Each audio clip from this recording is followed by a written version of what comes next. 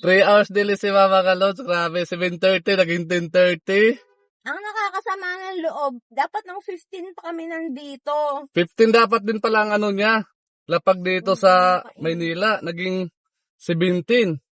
Ilang Na-stranded araw kayo? kami ng 2 days sa Saudi. From Kuwait to Saudi. Stranded kami doon ng 2 days. Tapos, yung unang gabi namin doon sa airport lang kami natulog. Yung pangalawang gabi namin, hinotel ka na kami.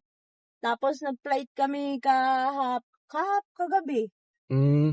Tapos, ngayon lang kami dumating. Na-delay pa nga yung flight namin kasi dapat ang flight namin, 4 pa lang ng hapon, makakalipad na. Mm. Lumipad kami, alas 7 na ng gabi. Eh, sabi ko lang wala pa si Ma'am, 7:30 ang usapan. Oo, nakakainis nga. Diyos ko, Te. yung ticket ko, mali-mali na talaga nakalagay, pati yung oras. Nakakapikon. 3 hours mga Lods tayo naghintay ni Ma'am. Diba?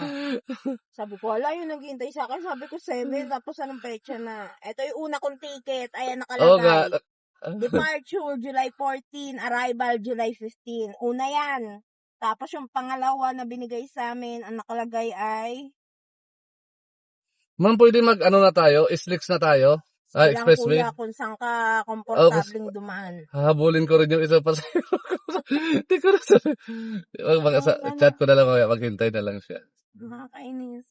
Ayan o, yung oras ng flight namin is dapat 4:50. Umalis kami dun 7 na. Nakakainis. Ang 7 dun, alas 12 ng hating gabi dito. 10 hours ang flight.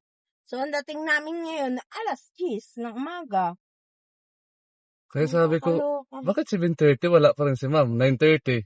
Ay, Nagulo 8:30 nga wala eh. pa rin. Sabi ko 8:30 wala pa rin. 9:30 wala pa rin. Ano ba gagawin ko dito? Sabi ko, sige, diretso na lang ako sa isang pasahero ko. Nag-chat ka, sabi ko nandito na siya. Paano kaya tong isa? Wala Pero kasi kaya contact siguro. sa aeroplano. Wala naman ng wifi sa aeroplano. Pagbaba, saka ko lang ako nakakonect sa NAIA ng wifi. Mag-hotspot ka na lang, oh.